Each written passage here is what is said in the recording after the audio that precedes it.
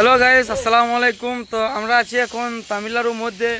তো আমাদের বিখ্যাত হেল্পার শেখ সুলেমান। তো সুলেমান, আপনাকে চিন্ময়ে কাজ করতে কেমন লাগছে কিছু বলুন। আলহামদুলিল্লাহ, ভালোই লাগছে। ভালোই লাগছে। আপনার কোনো অসুবিধা হয় না তো? আমার কোনো অসুবিধা নেই।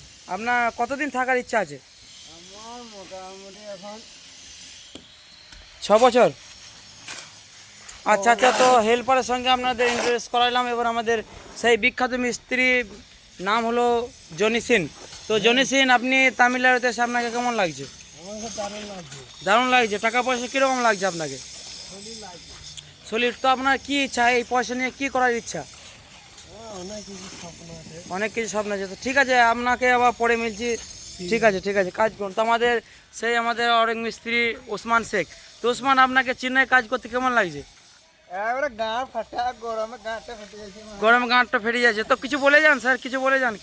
কি বলবো, কাজ করবো কখন তাহলে? কাজ গান মারাছে স্যার, আপনি আগে কিছু বলেন, ইন্টারভিউটা দেন স্যার। তো কতদিন থাকতে চান আপনি? আমি আমার এক্ষুনি 2 লাখ টাকা লটারি লেগে যায়, এক্ষুনি আমি পালিয়ে যাবো। স্যার আপনি উল্টাপাল্টা কথা বলছেন। তো ঠিক আছে, পরে মিলছি। তো আমরা এখন ঠিক আছে, আপনাদের গান মারাকে আমি পরে দেখা।